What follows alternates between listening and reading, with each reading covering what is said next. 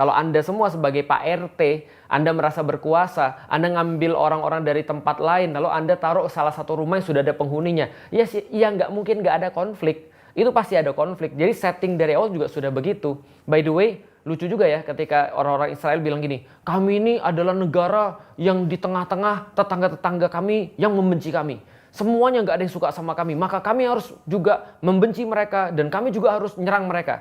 Ya bayangin aja gini ya, kalau Anda pindah ke satu tempat, tiba-tiba seluruh tetangga-tetangga Anda jadi nggak suka sama Anda, ya Anda harus berpikir Anda yang salah dong sebenarnya. Kenapa bisa seluruh tetangga tuh nggak enak sama Anda dan nggak suka sama Anda? Tapi by the way kita udah ngerti bahwa ini adalah problematika awalnya. Ketika ada orang-orang yang dipaksa untuk masuk ke satu daerah, atau disponsori untuk masuk ke satu daerah, atau mereka itu disuruh untuk masuk dalam satu daerah dan di situ sudah ada orang-orangnya, maka itu sudah pasti sumber konflik.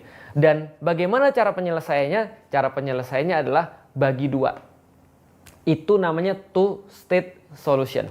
Atau pembagian dua negara atau solusi dua negara. Jadi Palestina punya negara sendiri, Israel punya negara sendiri. Problemnya adalah bukan hanya itu. Problemnya adalah Israel ini adalah negara Yahudi yang didirikan pada tahun 1948, lalu kemudian disponsori oleh PBB, Amerika, dan Inggris jauh sebelumnya kalau kita baca dengan sejarah. Dan mereka ini adalah negara penjajah. Kenapa? Karena mereka nyaplok daerah orang. Definisi penjajahan mana yang kita perlu untuk sampaikan? Dan kalau kita tanya orang mungkin mereka berkata, ini kompleks matamu, nggak ada kompleks sebenarnya.